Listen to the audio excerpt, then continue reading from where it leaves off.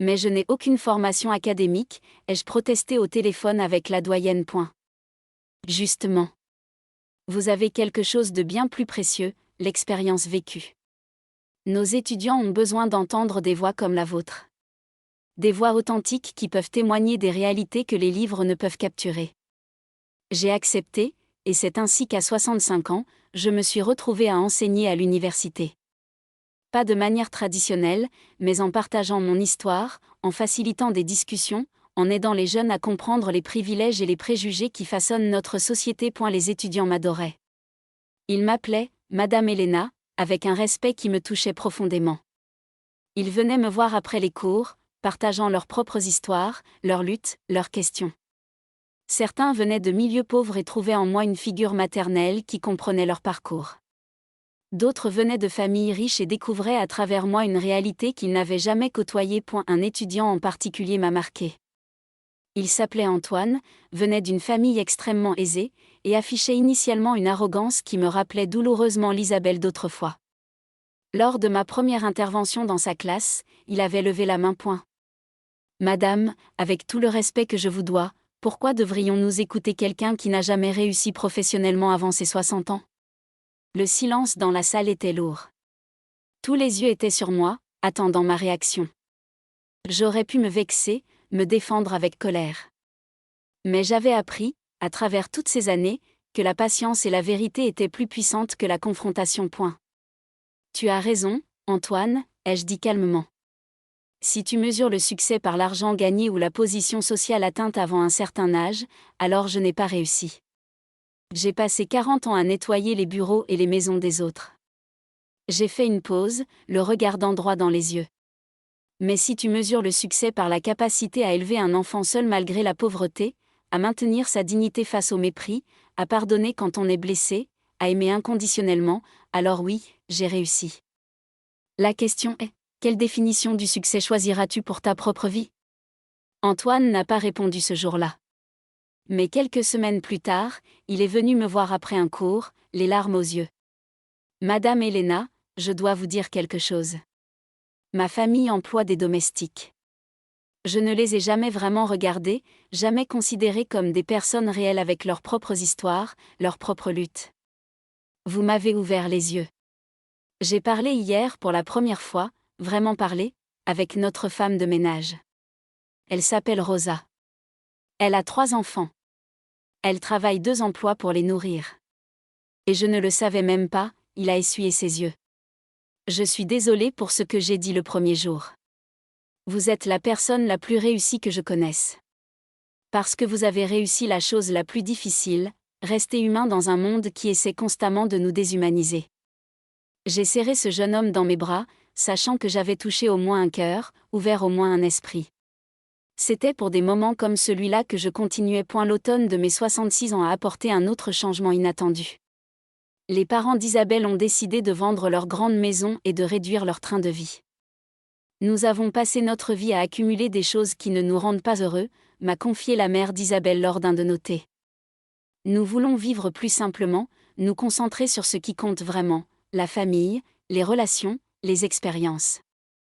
Ils ont acheté une maison plus modeste, pas loin de chez Thomas et Isabelle. Pour être près des petites filles, ont-ils dit. Mais je savais que c'était plus que ça. C'était une transformation, un rejet conscient des valeurs superficielles qui les avaient guidées toute leur vie. Un jour, alors que nous buvions du thé dans ma petite cuisine, la mère d'Isabelle m'a regardée avec une intensité inhabituelle. Elena, puis-je vous demander quelque chose ? Comment avez-vous fait pour pardonner à Isabelle ? Pour nous pardonner à tous ? Après ce que nous vous avons fait, les mensonges, l'humiliation, le rejet à Noël. Comment ? J'ai réfléchi longuement avant de répondre. Parce que rester dans la colère et la rancœur m'aurait fait plus de mal qu'à vous. Et parce que j'ai vu que vous étiez tous prisonniers de vos propres peurs et préjugés. Isabelle n'était pas méchante par nature, elle était conditionnée par son éducation. Vous n'étiez pas méchante non plus, vous étiez prisonnière de vos propres insécurités, cherchant à vous distancer de vos propres origines modestes. Elle a sursauté. Comment savez-vous ça ? Isabelle me l'a dit. Que vous aviez grandi pauvre, que vous aviez épousé riche, que vous aviez passé votre vie à effacer votre passé. Je reconnais ce parcours. Je comprends cette peur. Mais j'ai choisi différemment. J'ai choisi d'embrasser mes origines, d'en être fière plutôt que d'en avoir honte. Elle a pleuré doucement. J'ai tout fait de travers, n'est-ce pas? J'ai appris à ma fille à avoir honte de ses racines, à mépriser les gens comme j'étais autrefois. Mais vous avez aussi la chance de changer. De montrer à vos petites filles un autre chemin. Il n'est jamais trop tard. Elle a pris ma main. Merci, Elena. Pour votre sagesse, votre patience, votre grâce. Vous êtes vraiment extraordinaire. Non, je suis ordinaire. C'est ça qui est beau. N'importe qui peut faire ce que j'ai fait. N'importe qui peut choisir l'amour plutôt que la haine, le pardon plutôt que la vengeance, l'authenticité plutôt que les apparences. Il suffit de courage. L'hiver est revenu, apportant avec lui un nouveau Noël. Le 3e depuis ma rédemption. Cette fois, nous avons décidé de faire quelque chose de différent. Au lieu d'une célébration privée, nous avons organisé un grand repas communautaire, invitant tous ceux qui n'avaient nulle part où aller pour Noël, mes collègues de travail, les familles des employés de Thomas, des voisins solitaires, des personnes âgées sans famille. Notre maison était pleine à craquer, avec plus de 50 personnes. Le repas était un potluck, chacun apportant ce qu'il pouvait. Il y avait des plats simples et des plats élaborés, côte à côte sur la table. Des gens de tous horizons, de toutes classes sociales, réunis autour de la même table. Emma et Hélène aidaient à servir, apprenant ainsi une leçon précieuse sur le partage et la communauté. Je les ai regardés rire avec une vieille dame sans-abri que nous avions invitée, complètement à l'aise, sans aucun jugement. Mon cœur débordait de fierté. À un moment, Thomas a levé son verre pour porter un toast. Il y a 3 ans, nous avons célébré Noël dans l'exclusion et le mensonge. L'année suivante, nous avons célébré dans la réconciliation et la vérité. L'année dernière, nous avons célébré dans l'amour retrouvé. Et cette année, nous célébrons dans la communauté et le partage. Maman nous a appris que Noël n'est pas une question de cadeaux coûteux ou de repas luxueux. C'est une question de cœurs ouverts et de tables partagées.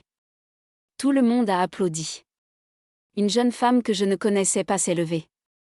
Je voudrais dire quelque chose. Je m'appelle Sarah.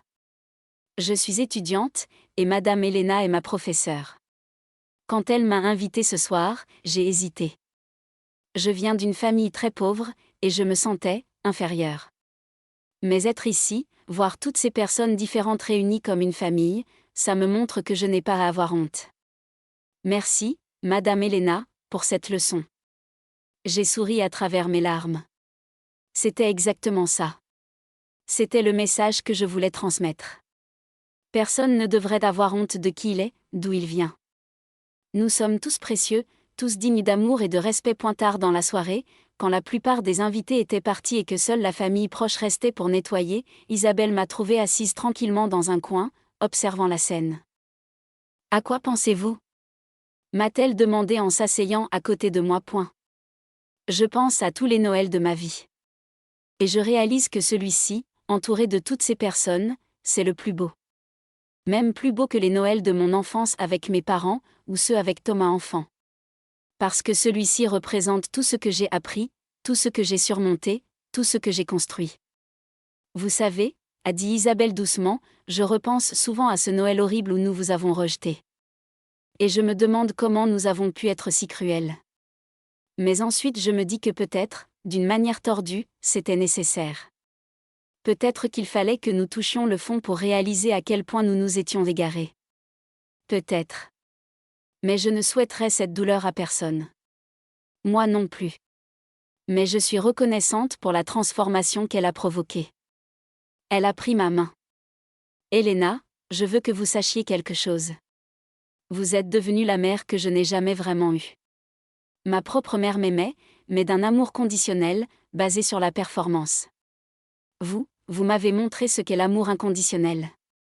Vous m'avez pardonné quand je ne le méritais pas. Vous m'avez accepté avec tous mes défauts. Vous m'avez appris à être une meilleure personne. J'ai serré sa main. Et toi, tu es devenue la fille que je n'ai jamais eue. Une fille dont je suis immensément fière. Nous sommes restés ainsi, main dans la main, regardant Thomas jouer avec ses filles, écoutant les rires et les conversations des derniers invités. C'était un moment de paix parfaite, de contentement profond. Les années ont continué à passer. Emma est devenue une jeune femme de 16 ans, déjà engagée dans des causes sociales, militant pour les droits des travailleurs, organisant des collectes pour les sans-abri. Elle était exactement ce que j'avais espéré qu'elle deviendrait, consciente, compatissante, courageuse. Hélène, à 12 ans, était devenue une artiste talentueuse. Ses peintures et sculptures étaient exposées dans des galeries locales. Mais elle restait humble, donnant souvent son art à des organisations caritatives pour lever des fonds. L'art doit servir, disait-elle, pas juste décorer. Thomas était devenu directeur dans son entreprise, utilisant sa position pour implémenter des politiques justes pour tous les employés, peu importe leur fonction. Il avait créé un programme de mentorat où les cadres passaient du temps avec le personnel d'entretien, apprenant à connaître leurs histoires, leurs défis. Pour que personne ne puisse jamais oublier que nous sommes tous humains, expliquait-il. Isabelle était devenue bénévole à temps plein, utilisant son éducation et ses connexions pour aider les familles monoparentales à faible revenu. Elle organisait des ateliers, collectait des fonds, se battait pour des changements de politique.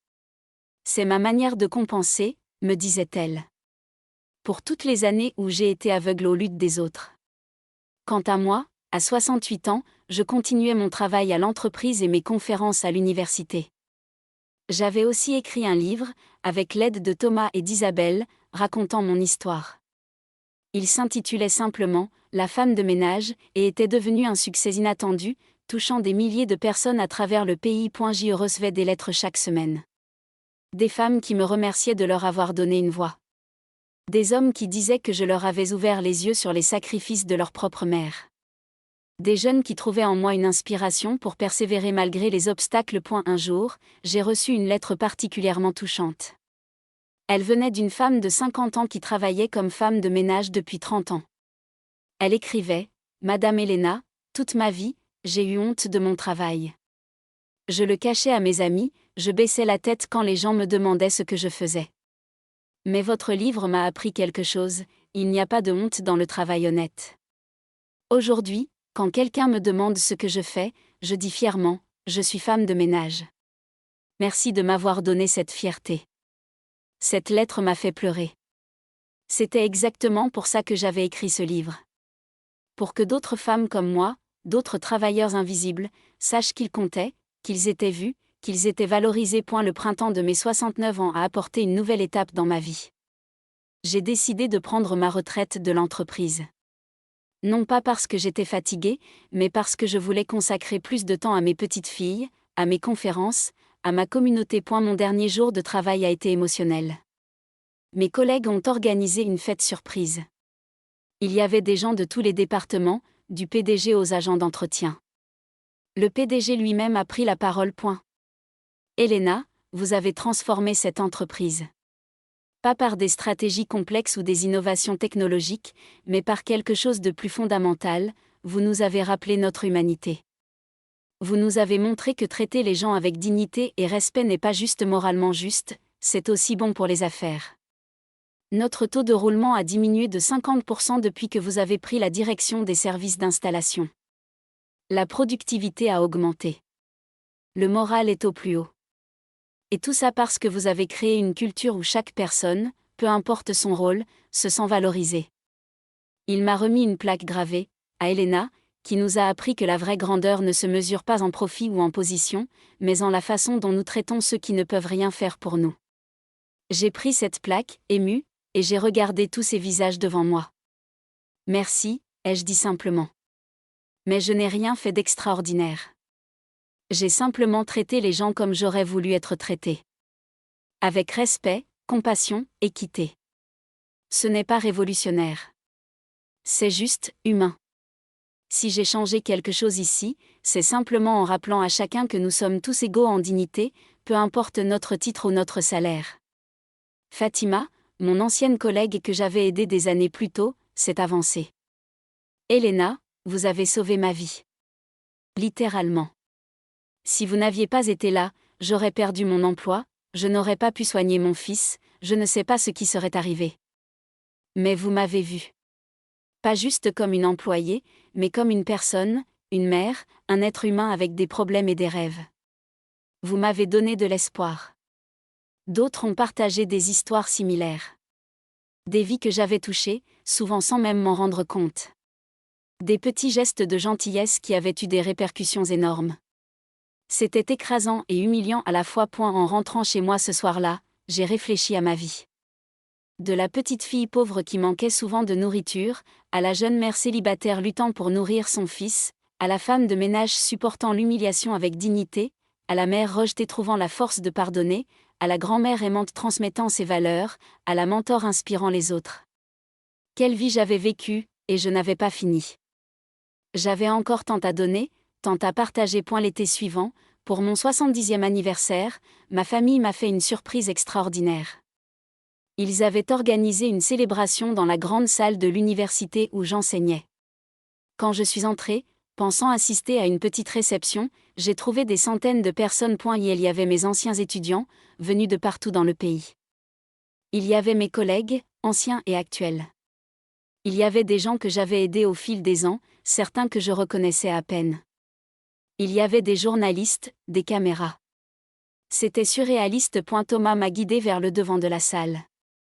Sur un grand écran, des témoignages vidéo ont commencé à jouer. Des étudiants racontant comment mes cours avaient changé leur vie. Des employés partageant comment j'avais amélioré leur quotidien. Des gens ordinaires expliquant comment mon livre les avait inspirés. Puis Emma et Hélène sont montées sur scène. Emma, maintenant une jeune femme éloquente de 17 ans, a pris le micro. Mamie Léna, depuis que je suis petite, tu es mon héroïne. Pas pour ce que tu as accompli en termes de richesse ou de gloire, mais pour qui tu es. Tu m'as appris que la vraie force n'est pas de dominer les autres, mais de rester debout quand tout s'effondre. Que la vraie beauté n'est pas dans les apparences, mais dans le cœur. Que la vraie réussite n'est pas dans l'accumulation, mais dans le don. Hélène a pris le relais. Tu m'as appris à voir la beauté dans les choses simples. Dans un coucher de soleil, dans un sourire, dans une main tendue. Tu m'as montré que l'art n'est pas juste ce qu'on crée avec nos mains, mais aussi ce qu'on crée avec nos vies. Et ta vie, mamie, est la plus belle œuvre d'art que je connaisse. Elles ont dévoilé un portrait qu'Hélène avait peint de moi. Pas un portrait flatté ou idéalisé, mais un portrait honnête montrant une femme âgée aux mains ridées et au dos légèrement courbé, mais avec des yeux brillants de vie et de joie, et un sourire qui rayonnait d'amour. C'est comme ça que je te vois, mamie, a dit Hélène. Belle, pas malgré tes rides et tes mains abîmées, mais à cause d'elle. Parce qu'elle raconte ton histoire. Une histoire de courage, de résilience, d'amour. J'étais submergée. Je ne savais pas quoi dire. Comment pouvais-je exprimer ce que je ressentais à ce moment? La joie, la fierté, la gratitude, l'amour, tout se mélangeait en une émotion si intense que j'avais du mal à respirer. Finalement, j'ai pris le micro d'une main tremblante. Je ne sais pas par où commencer. Voir tous ces visages, entendre tous ces mots gentils, c'est écrasant. Je ne suis qu'une femme ordinaire qui a fait de son mieux avec ce qu'elle avait. J'ai regardé Emma et Hélène. Mes chéries, vous dites que je suis votre héroïne. Mais en vérité, vous êtes les miennes. Vous représentez l'espoir. Vous grandissez dans un monde avec des opportunités que je n'ai jamais eues, mais vous gardez les valeurs qui comptent vraiment. Vous êtes la preuve que nous pouvons transmettre ce qui est important d'une génération à l'autre. J'ai regardé Thomas et Isabelle. Mon fils, ma belle-fille, nous avons traversé l'enfer ensemble. Nous nous sommes perdus et retrouvés. Et je veux que vous sachiez que je ne regrette rien. Même les moments les plus douloureux, parce qu'ils nous ont menés ici, à ce moment, cette famille, cet amour. J'ai regardé la foule. À tous ceux qui sont ici, merci. Merci de m'avoir donné une voix quand je pensais n'en avoir aucune. Merci de m'avoir vu quand je me sentais invisible. Merci de m'avoir valorisé quand je doutais de ma valeur. Ma voix s'est brisée. J'ai passé 70 ans sur cette terre. J'ai connu la pauvreté et maintenant un certain confort. J'ai connu le rejet et maintenant l'acceptation. J'ai connu la douleur et maintenant la joie. Et si je devais résumer tout ce que j'ai appris en cette décennie, ce serait ceci: l'amour gagne toujours. Pas facilement, pas rapidement, mais toujours. L'amour authentique, patient, inconditionnel finit toujours par triompher de la haine, du préjugé, de la peur. J'ai essuyé mes larmes. Alors continuez à aimer. Même quand c'est difficile. Même quand vous êtes blessé. Même quand ça semble sans espoir. Parce que l'amour, c'est tout ce qui compte vraiment à la fin. La salle a explosé en applaudissements. Les gens se sont levés, certains pleuraient, d'autres souriaient. C'était un moment de pure connexion humaine, de reconnaissance collective de ce qui nous unit plutôt que ce qui nous divise. Plus tard cette nuit-là, de retour dans mon petit appartement, j'étais assise près de la fenêtre, regardant les étoiles. Emma et Hélène avaient insisté pour dormir chez moi, comme elles le faisaient parfois. Elles dormaient maintenant paisiblement dans mon lit, blotties l'une contre l'autre. Je les ai regardées, ces deux magnifiques jeunes filles qui portaient en elles mon héritage. Non pas mon ADN seulement, mais mes valeurs, mes leçons, mon amour. Elles prendraient ce que je leur avais donné et le transmettraient à leur tour, créant ainsi une chaîne d'amour et de compassion qui continuerait bien après mon départ. C'était ça, finalement, le vrai succès. Pas l'argent dans la banque, pas les titres ou les distinctions, pas même le livre publié ou les conférences données. Le vrai succès, c'était ces deux filles endormies, rêvant peut-être de leur avenir, un avenir qu'elles construiraient avec les outils que je leur avais donnés, l'intégrité, la compassion, le courage, l'amour. Je me suis levée doucement pour ne pas les réveiller et j'ai sorti mon journal. J'écrivais presque chaque soir maintenant, documentant mes pensées, mes expériences, mes leçons. Pour mes petites filles, pour leurs futures filles, pour toutes les générations à venir. Ce soir-là, j'ai écrit, aujourd'hui, j'ai eu 70 ans. On m'a célébré, honoré, reconnu. C'était beau, touchant, plus que je n'aurais jamais pu imaginer. Mais voici ce qui compte vraiment, en ce moment même, mes petites filles dorment dans mon lit, en sécurité, aimées, confiantes en leurs valeurs et en leur place dans le monde. C'est ça, mon héritage. Pas les applaudissements ou les distinctions, mais ces cœurs que j'ai aidés à façonner, ces vies que j'ai touchées, cet amour que j'ai transmis. Si je mourais demain, je mourrais heureuse, sachant que j'ai bien vécu. Que j'ai aimé fort. Que j'ai fait une différence. J'ai fermé mon journal et je me suis assise à nouveau près de la fenêtre. Le quartier était calme, paisible. Dans la maison principale, je pouvais voir de la lumière dans la cuisine où Thomas et Isabelle prenaient probablement un dernier thé ensemble, comme ils le faisaient souvent. Moi, Elena, la femme de ménage devenue mentor, la mère rejetée devenue matriarche respectée, la survivante de la pauvreté devenue voix pour les invisibles, j'étais en paix. Complètement, profondément en paix. Mon histoire, qui avait commencé dans la pauvreté et la lutte, qui avait connu son moment le plus sombre dans ce rejet humiliant à Noël, s'était transformée en quelque chose de beau. Non pas par magie, non pas par chance, mais par choix. Le choix de continuer à aimer. Le choix de pardonner. Le choix de rester authentique. Le choix de voir sa valeur même quand les autres ne la voyaient. Maintenant, à 70 ans, avec mes cheveux blancs, mes mains ridées, mon dos fatigué mais mon cœur toujours fort, je pouvais dire avec certitude, ma vie a été extraordinaire. Pas parce que j'ai possédé, mais par qui j'ai été. Pas parce que j'ai reçu, mais parce que j'ai donné. Et la vraie histoire, celle que personne ne connaissait vraiment jusqu'à ce qu'elle éclate devant tout ce Noël fatidique, n'était pas seulement l'histoire d'une mère rejetée. C'était l'histoire d'une femme qui a refusé de laisser le rejet définir sa valeur. D'une famille qui s'est perdue puis retrouvée. D'un amour qui a survécu à l'épreuve ultime. D'une vérité qui a finalement triomphé des mensonges. Cette histoire, mon histoire, notre histoire, continue. Elle continue dans Emma qui milite pour la justice. Dans Hélène qui crée de la beauté. Dans Thomas qui dirige avec compassion. Dans Isabelle qui aide les autres. Dans tous ceux que j'ai touchés, tous ceux qui ont été inspirés, tous ceux qui maintenant, à leur tour, transmettent ces leçons d'amour, de dignité, de résilience. Je suis Elena. J'ai 70 ans. J'ai été pauvre, j'ai été rejetée, j'ai été méprisée. Mais j'ai aussi été aimée, honorée, respectée. Non pas parce que j'ai changé qui j'étais, mais parce que j'ai eu le courage de rester moi-même. Et c'est la plus grande victoire de toutes. Ma vraie histoire n'est pas terminée. Elle continue chaque jour, dans chaque sourire partagé, chaque leçon enseignée, chaque main tendue. Et elle continuera longtemps après ma mort, vivant dans les cœurs et les actions de tous ceux que j'ai aimés et qui m'ont aimé en retour. C'est ça, finalement, l'immortalité. Pas vivre éternellement, mais laisser un héritage d'amour qui transcende le temps, qui touche les générations, qui change le monde, une personne à la fois. Alors que je m'assois ici, dans mon petit appartement, regardant mes petites filles dormir paisiblement, sachant que ma famille m'aime, que j'ai fait une différence, que ma vie a eu un sens, je peux dire avec certitude, j'ai gagné. Non pas contre quelqu'un, mais pour quelque chose. Pour l'amour. Pour la dignité. Pour la vérité. Pour la famille.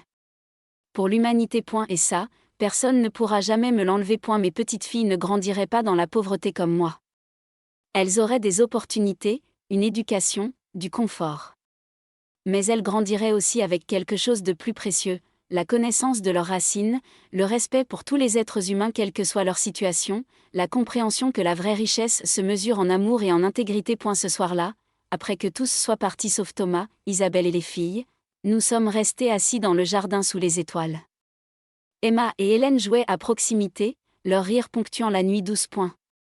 Tu sais, maman, a dit Thomas doucement, je pense souvent à cette conversation chez les parents d'Isabelle, quand tu as entendu ce qu'ils disaient sur toi. Si tu n'avais pas été là ce jour-là, si tu n'avais pas entendu la vérité de leur bouche, peut-être que rien n'aurait changé. Tout arrive pour une raison, ai-je répondu. Même les choses douloureuses. Tu y crois vraiment ? Que tout a un but. J'ai réfléchi un moment, regardant mes petites filles jouer, pensant au chemin tortueux qui m'avait mené à ce moment de paix et de bonheur. Je crois que la vie nous lance des défis. Certains nous brisent, d'autres nous forgent. C'est à nous de choisir dans quelle catégorie ils tomberont. Ce Noël horrible aurait pu me détruire. J'aurais pu devenir amère, haineuse, brisée. Mais j'ai choisi autrement. J'ai choisi de continuer à aimer, de continuer à me battre, de continuer à croire en toi. Isabelle s'est essuyé les yeux. Elena, je me demande parfois ce qui serait arrivé si vous aviez abandonné. Si vous aviez simplement accepté votre rejet et disparu de nos vies. J'y ai pensé, ai-je admis. La nuit de Noël, seule dans mon appartement, j'ai pensé qu'il serait plus facile de simplement lâcher prise. De vous laisser vivre votre vie sans moi. Mais je ne pouvais pas. Pas parce que j'étais égoïste ou têtue, mais parce que je savais, au fond de mon cœur, que Thomas était toujours là, quelque part sous la façade. Et je ne pouvais pas abandonner mon fils. Et tu avais raison, a murmuré Thomas, sa voix chargée d'émotion. J'étais toujours là. Juste, perdu. Confus. Honteux de mes origines et en même temps coupable de cette honte. Tu n'étais pas le seul perdu, a ajouté Isabelle. Je l'étais aussi. Perdu dans un monde de valeurs superficielles, où l'apparence comptait plus que l'essence. Mes parents m'avaient élevé comme ça, et je perpétuais ce cycle. Jusqu'à ce qu'Elena me force à me regarder dans le miroir. Nous sommes restés silencieux un moment, chacun perdu dans ses pensées. Puis Emma est venue nous rejoindre, suivie de sa petite sœur. Mamie, tu racontes une histoire, a demandé Emma. Quelle histoire voulez-vous entendre, mes chéris ? L'histoire de la famille, a dit Hélène. Comment on est devenu une vraie famille ? J'ai souri. C'était leur histoire préférée, celle qu'elles ne se lassaient jamais d'entendre. Alors j'ai recommencé à raconter, adaptant les détails pour leur âge, mais gardant l'essence, l'histoire d'une famille qui s'était perdue et qui s'était retrouvée, d'un amour qui avait survécu à l'épreuve du rejet, d'une vérité qui avait finalement éclaté devant tous. Les filles se sont endormies à la fin de l'histoire, blotties contre moi. Thomas les a portées doucement à l'intérieur, et Isabelle m'a aidé à me lever. Tu restes dormir ce soir, m'a-t-elle demandé. Il est tard. Non, ma chérie. J'aime mon petit appartement. C'est mon espace. Mais merci. Thomas m'a raccompagné les quelques mètres jusqu'à ma porte. Avant que j'entre, il m'a serré dans ses bras. Je t'aime, maman. Plus que les mots ne peuvent le dire. Je t'aime aussi, mon fils. Je t'ai toujours aimé. Même dans les moments les plus sombres. Je sais. Et c'est ça qui m'a sauvée. Cette nuit-là, allongée dans mon lit, j'ai regardé par la fenêtre les étoiles brillantes. J'ai pensé à ma vie, à tous ses chapitres, ses hauts et ses bas. J'ai pensé à mon mari décédé, me demandant s'il serait fier de la femme que j'étais devenue, de l'homme que notre fils était devenu. Je pense qu'il le serait. Nous avions réussi, lui et moi. Malgré la pauvreté, malgré sa mort prématurée, malgré tous les obstacles, nous avions élevé un bon homme. Un homme qui avait trébuché, certes, mais qui s'était relevé. Un homme qui apprenait de ses erreurs, qui grandissait, qui évoluait. Les mois suivants ont apporté une nouvelle surprise. L'université où j'avais parlé m'a contacté à nouveau. Il voulait que je devienne conférencière régulière, intervenant dans différents cours sur les questions de classe sociale, d'éthique du travail, de résilience. Je m'appelle Elena, j'ai 60 ans et je porte dans ma poitrine des cicatrices qu'aucun miroir ne peut montrer. Toute ma vie, j'ai lutté. J'ai lutté contre la pauvreté, contre les préjugés, contre la solitude et contre l'injustice. Mais je n'aurais jamais imaginé devoir lutter contre le rejet de mon propre fils la nuit de Noël. Ceci est ma véritable histoire, celle que personne ne connaît, celle qui a explosé devant tous et qui a changé ma vie pour toujours. Tout a commencé il y a 3 ans, quand mon fils Thomas a rencontré Isabelle. Au début, j'étais heureuse pour lui. Après son divorce difficile, il méritait de retrouver l'amour. Isabelle était belle, élégante, avec des manières raffinées et une façon de parler qui imposait le respect. Elle venait d'une famille aisée, avait fait des études supérieures et travaillait dans une grande entreprise de la ville. Mon Thomas, mon fils unique, semblait enfin heureux après tant d'années de souffrance. Je me souviens de notre première rencontre. C'était un dimanche après-midi, dans mon petit appartement du quartier populaire où j'avais élevé Thomas seul après la mort de son père. J'avais préparé mon meilleur repas, nettoyé la maison jusqu'à ce qu'elle brille, acheté des fleurs fraîches pour la table. Je voulais faire bonne impression. Quand ils sont arrivés, j'ai tout de suite remarqué le regard d'Isabelle parcourant les lieux, notant chaque détail de mon humble demeure. Le canapé usé que j'avais depuis 20 ans, les rideaux délavés, les photos de famille dans leur cadre bon marché accrochées au mur jauni par le temps. Son sourire était poli mais distant. Elle m'a tendu une main molle, comme si elle craignait d'attraper quelque chose. J'ai essayé de ne pas le prendre personnellement. Peut-être était-elle simplement timide. Peut-être n'était-elle pas habituée aux gens simples comme moi. J'ai servi le repas que j'avais passé toute la matinée à préparer, mon fameux coq au vin, celui que Thomas adorait depuis son enfance. Isabelle a à peine touché son assiette, prétextant qu'elle surveillait son alimentation. Au fil des mois, les visites se sont espacées. Thomas, qui venait me voir chaque semaine auparavant, ne passait plus qu'une fois par mois, puis tous les 2 mois. Nos longues conversations téléphoniques du soir sont devenues de brefs échanges, souvent interrompus. Je sentais qu'il s'éloignait, mais je me disais que c'était normal. Il était amoureux, il construisait sa nouvelle vie. Je devais lui laisser de l'espace. Puis ils se sont mariés. Un mariage somptueux dans un château, avec 300 invités. J'étais là, bien sûr, mais je me sentais comme une étrangère. Isabelle m'avait placée à une table au fond de la salle, loin de la famille proche, avec des gens que je ne connaissais pas. Sa mère, une femme hautaine aux bijoux étincelants, m'avait à peine adressé la parole. Quand elle l'avait fait, c'était pour me demander ce que je faisais dans la vie, avec un ton qui suggérait qu'elle connaissait déjà la réponse et qu'elle la trouvait insuffisante. Je suis femme de ménage. Je l'ai toujours été. Ce n'est pas un travail dont on peut être fier selon les standards de la société, mais moi, j'en suis fière. J'ai nettoyé des bureaux, des hôtels, des maisons de riches pendant 40 ans pour que mon fils puisse manger à sa faim, aller à l'école avec des vêtements propres, avoir des livres et des cahiers neufs. J'ai usé mes genoux sur des sols froids, abîmé mes mains dans l'eau de Javel, supporté les regards condescendants et parfois les remarques blessantes. Mais j'ai tenu bon parce que j'avais un objectif, offrir à Thomas une vie meilleure que la mienne. J'y suis arrivée. Thomas a obtenu son diplôme d'ingénieur. Il a trouvé un bon emploi, acheté une belle maison dans un quartier résidentiel. Il était devenu tout ce que j'avais rêvé qu'il devienne. En le regardant danser avec Isabelle lors de leur mariage, j'ai pleuré de joie et de fierté. Toutes ces années de sacrifice en valaient la peine. Mais quelque chose a changé après le mariage. Les visites ont complètement cessé.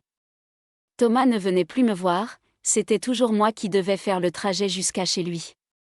Et quand j'arrivais, souvent sans prévenir parce que mes appels restaient sans réponse, je sentais que je dérangeais. Isabelle trouvait toujours une excuse, ils allaient sortir, ils attendaient des invités, elle avait un terrible mal de tête. Les rares fois où elle me laissait entrer, elle restait debout, les bras croisés, comme pour me faire comprendre que ma visite devait être brève. Thomas ne disait rien. Mon fils, qui autrefois me défendait contre quiconque osait me manquer de respect, restait silencieux. Il évitait mon regard, tripotait son téléphone, trouvait des raisons de s'éclipser. Je ne le reconnaissais plus. Où était passé mon petit garçon qui me serrait dans ses bras en me disant que j'étais la meilleure maman du monde? Où était l'homme qui, le jour de l'obtention de son diplôme, m'avait remercié devant toute l'assemblée en disant que sans moi, il ne serait rien? 1 an après le mariage, Isabelle est tombée enceinte. Quand Thomas m'a annoncé la nouvelle par téléphone, j'ai pleuré de bonheur. J'allais être grand-mère. J'allais pouvoir transmettre tout cet amour que j'avais dans le cœur, raconter des histoires, faire des gâteaux, être présente comme ma propre mère l'avait été pour Thomas avant sa mort. J'ai immédiatement commencé à tricoter des petits vêtements, des couvertures, des bonnets. Je passais mes soirées les aiguilles en main, imaginant ce petit être que je prendrais dans mes bras. Mais quand le bébé est né, une petite fille qu'ils ont appelée Emma, tout s'est encore compliqué. Isabelle ne voulait pas que je vienne à la maternité. Thomas m'a expliqué qu'elle était fatiguée, qu'elle avait besoin de calme. J'ai attendu 1 semaine avant de pouvoir voir ma petite fille. Quand j'ai enfin été autorisée à venir, Isabelle m'a observée comme un faucon pendant que je tenais Emma dans mes bras. Elle m'a arraché le bébé des mains au bout de 5 minutes, prétextant qu'il était l'heure de la tétée. Les mois ont passé et j'ai vu Emma grandir à travers les quelques photos que Thomas m'envoyait par message. Mes demandes de visite étaient toujours repoussées. Emma faisait ses dents, Emma était malade, Emma avait besoin de routine, ce n'était pas le bon moment. J'ai proposé de venir garder Emma pour qu'il puisse sortir en amoureux. Isabelle a refusé catégoriquement, disant qu'elle ne confiait sa fille à personne. Puis vint ce Noël. Ce Noël maudit qui allait tout changer. C'était il y a 6 mois maintenant, mais je me souviens de chaque détail comme si c'était hier. Emma avait 1 an et demi, et je ne l'avais vue que 4 fois depuis sa naissance. 4 fois en 18 mois. J'avais le cœur brisé, mais je gardais espoir. Noël était une période de retrouvailles familiales, de pardon, d'amour. Sûrement, il m'inviterait pour le réveillon. Début décembre, j'ai appelé Thomas pour lui demander timidement ce qu'il prévoyait pour Noël. Il a été vague, disant qu'il n'avait encore rien décidé. J'ai attendu. Chaque jour, je regardais mon téléphone en espérant voir son nom s'afficher. J'imaginais déjà la scène, le sapin décoré, Emma ouvrant les cadeaux que j'avais achetés pour elle, un bon repas en famille, des rires, de la chaleur humaine. Le 20 décembre, n'y tenant plus, je l'ai rappelé. J'ai entendu des voix en arrière-plan, de la musique, des rires. Ils organisaient une fête. Thomas a décroché et je lui ai demandé directement si je pouvais venir pour Noël. Il y a eu un long silence. Puis j'ai entendu la voix d'Isabelle en fond, claire et distincte, dis-lui que non. Mon fils a bafouillé quelque chose sur le fait qu'ils allaient passer Noël en petit comité, juste 3, qu'Emma était trop petite pour comprendre et que ça serait plus simple comme ça. J'ai senti mon cœur se briser en 1000 morceaux. J'ai essayé de garder ma voix stable, de ne pas pleurer au téléphone. Je lui ai dit que je comprenais, que ce n'était pas grave, qu'on se verrait une autre fois. Mais quand j'ai raccroché, je me suis effondrée sur mon vieux canapé et j'ai pleuré comme je n'avais pas pleuré depuis la mort de mon mari. Rejetée. J'étais rejetée par mon propre fils pour Noël. Moi qui avais tout sacrifié pour lui, qui avais passé tant de Noël à travailler les nuits précédentes pour pouvoir lui acheter les cadeaux qu'il désirait, qui avait fait des miracles avec 3 fois rien pour que chaque fête soit magique malgré notre pauvreté. Comment en étions-nous arrivés là? Les jours suivants ont été les plus sombres de ma vie. Je me réveillais en pleine nuit, l'esprit envahi de questions. Que avais-je fait de mal? Pourquoi mon fils me traitait-il ainsi?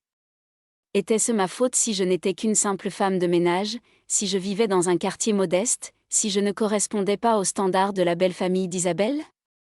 Je me regardais dans le miroir et je voyais une vieille femme fatiguée, aux mains abîmées par le travail, aux vêtements simples achetés dans les magasins discount. Étais-je devenue une honte pour mon fils? J'ai passé le réveillon de Noël seule dans mon appartement.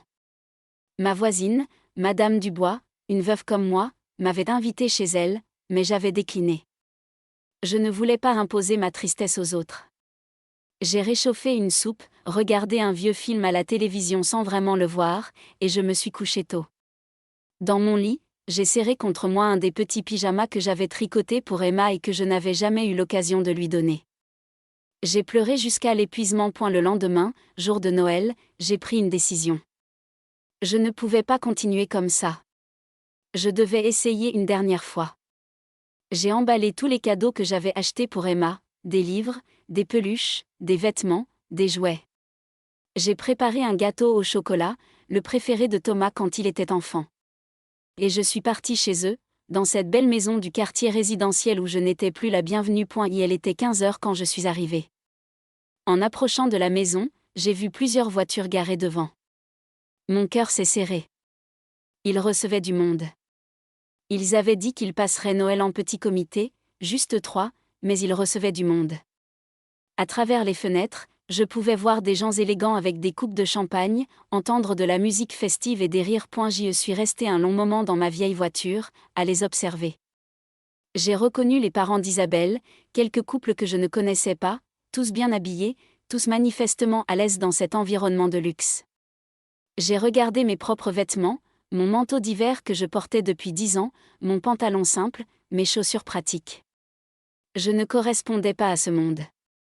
Je ne l'avais jamais fait. Mais j'étais sa mère. J'avais le droit de voir mon fils et ma petite-fille le jour de Noël. J'ai pris mon courage à deux mains, ramassé mes sacs de cadeaux et le gâteau, et je suis sortie de la voiture. En marchant vers la porte d'entrée, mes jambes tremblaient.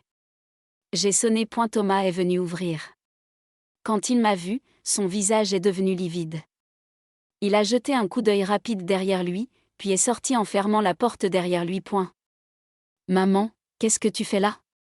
Il a dit ça d'un ton pressé, presque paniqué. Je voulais juste vous apporter les cadeaux pour Emma et te voir un peu. C'est Noël, Thomas. Maman, ce n'est vraiment pas le moment. Nous avons des invités. Je le vois bien. Vous m'aviez dit que vous seriez juste tous les 3. Il a détourné le regard, incapable de me regarder dans les yeux. Les plans ont changé. Je ne reste pas longtemps. Juste 5 minutes. Pour voir Emma, lui donner ses cadeaux. S'il te plaît, Thomas. J'ai vu quelque chose passer dans ses yeux. De la culpabilité, peut-être. Ou de la pitié. Il a soupiré. Attends ici. Il est rentré dans la maison et j'ai attendu dehors, dans le froid de décembre, serrant mes sacs contre moi. Les minutes passaient. J'entendais des voix à l'intérieur, mais je ne distinguais pas les mots. Puis la porte s'est ouverte à nouveau et Isabelle est apparue, Thomas derrière elle. Son visage était un masque de froideur. Elena, je vais être direct avec vous. Vous n'êtes pas la bienvenue ici aujourd'hui. Nous avons des invités importants et votre présence serait inappropriée. Le mot m'a frappé, accent aigu comme une gifle. Inapproprié. Je n'étais pas appropriée pour ma propre famille. Je veux juste voir Emma 5 minutes. C'est ma petite fille. Emma ne vous connaît même pas. Votre visite ne ferait que la perturber. Elle ne me connaît pas parce que vous m'empêchez de la voir. Ma voix était montée malgré moi. Des larmes commençaient à couler sur mes joues. J'ai regardé Thomas, suppliant du regard qu'il intervienne, qu'il me défende, qu'il se souvienne de qui je suis, de tout ce que j'ai fait pour lui. Mais il est resté silencieux, les yeux baissés, les mains dans les poches. Vous feriez mieux de partir maintenant. La voix d'Isabelle était glaciale. Et à l'avenir, j'apprécierais que vous téléphoniez avant de venir. Si nous sommes disponibles, nous vous le ferons savoir. Thomas. J'ai murmuré son nom comme une prière, une dernière tentative. Elle a levé les yeux vers moi et j'ai vu qu'ils étaient humides. Mais il n'a rien dit. Il a simplement secoué la tête doucement et est rentré dans la maison. Isabelle m'a fixé encore quelques secondes, puis a claqué la porte. Je suis restée là, sur le perron, avec mes sacs de cadeaux qui pesaient soudain des tonnes. La musique et les rires continuaient à l'intérieur. La vie continuait sans moi. Je n'existais plus pour eux. J'ai lentement reculé, posé les sacs près de la porte et suis retournée à ma voiture. J'ai roulé sans vraiment savoir où j'allais. Les larmes brouillaient ma vision. Je me suis retrouvée dans le parc où j'emmenais Thomas jouer quand il était petit. Il était vide, les balançoires immobiles se balançaient doucement dans le vent. Je suis sortie de la voiture et me suis assise sur un banc. J'ai pleuré. J'ai pleuré toutes les larmes que j'avais retenues pendant des mois, peut-être des années. Comment en étions-nous arrivés là? Je revoyais Thomas bébé, son premier sourire, ses premiers pas. Je le revoyais à 6 ans, me serrant dans ses bras en me disant qu'il m'aimait plus que tout au monde. Je le revoyais adolescent, me défendant contre les moqueries de ses camarades qui se moquaient de notre pauvreté. Je le revoyais à 25 ans, recevant son diplôme, me remerciant publiquement. Et maintenant, à 32 ans, il me fermait sa porte au nez le jour de Noël. La nuit tombait quand je suis finalement rentrée chez moi. J'étais épuisée, vidée. Je me suis couchée sans manger, sans me déshabiller. Je voulais dormir, ne plus penser, ne plus sentir cette douleur qui me déchire. Emma ne vous connaît même pas. Votre visite ne ferait que la perturber. Elle ne me connaît pas parce que vous m'empêchez de la voir. Ma voix était montée malgré moi. Des larmes commençaient à couler sur mes joues.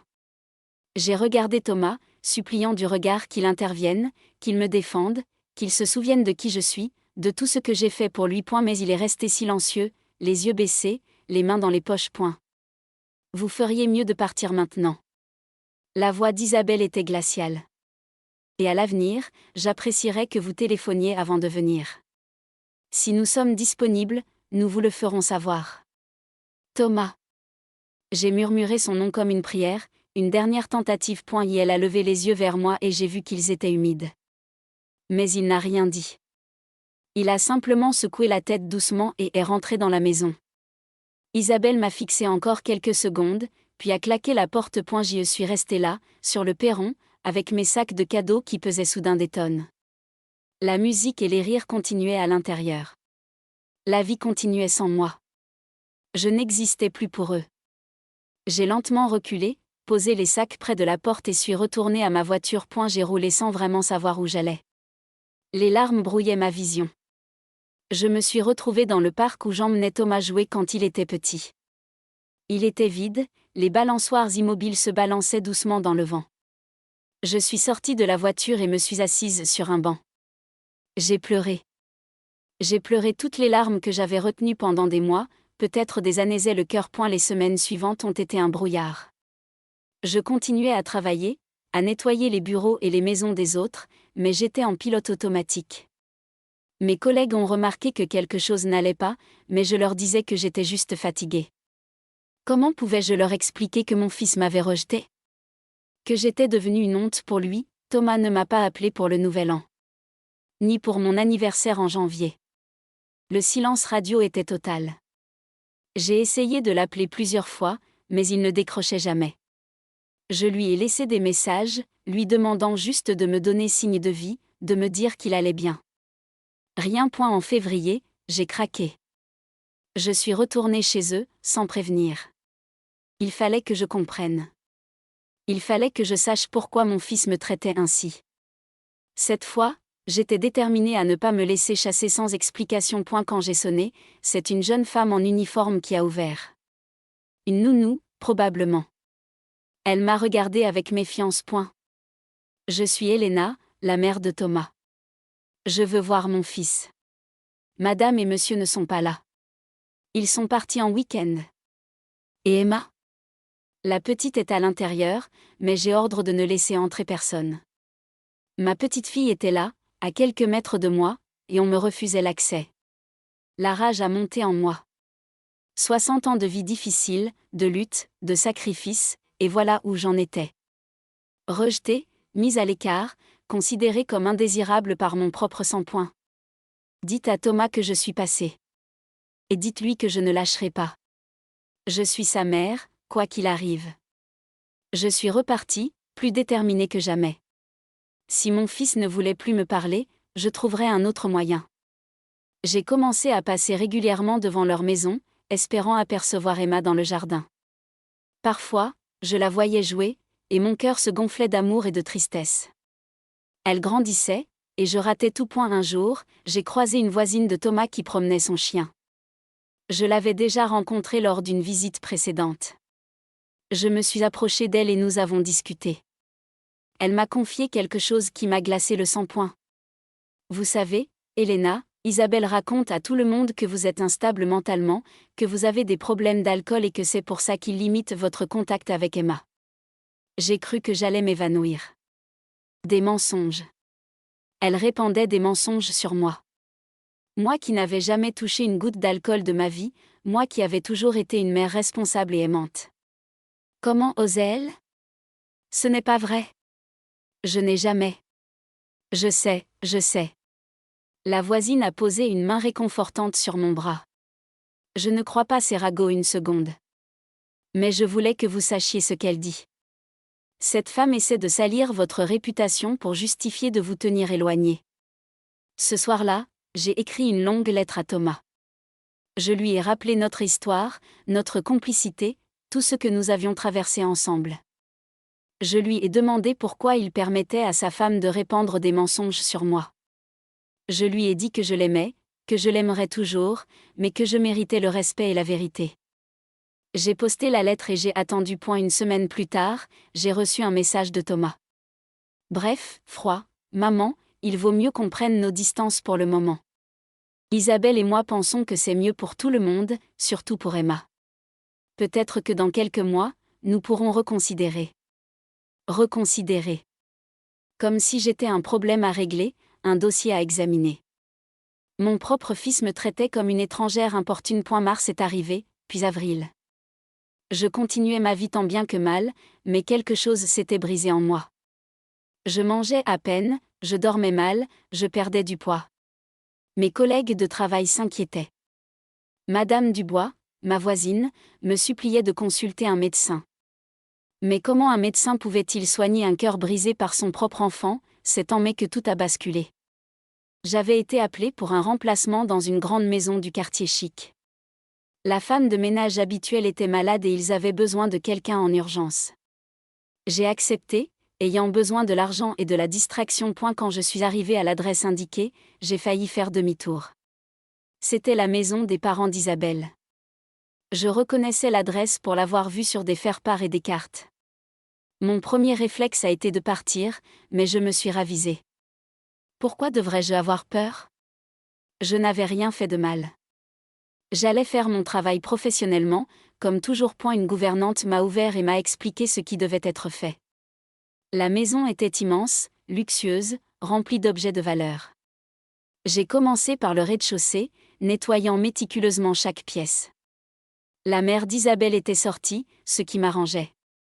Je n'avais aucune envie de la croiser. Vers midi, alors que je nettoyais le bureau du père d'Isabelle, j'ai entendu des voix. Des femmes. Je reconnaissais la voix d'Isabelle. Mon cœur s'est mis à battre plus fort. Elles étaient dans le salon adjacent, séparées de moi par une porte entr'ouverte. Je pouvais tout entendre.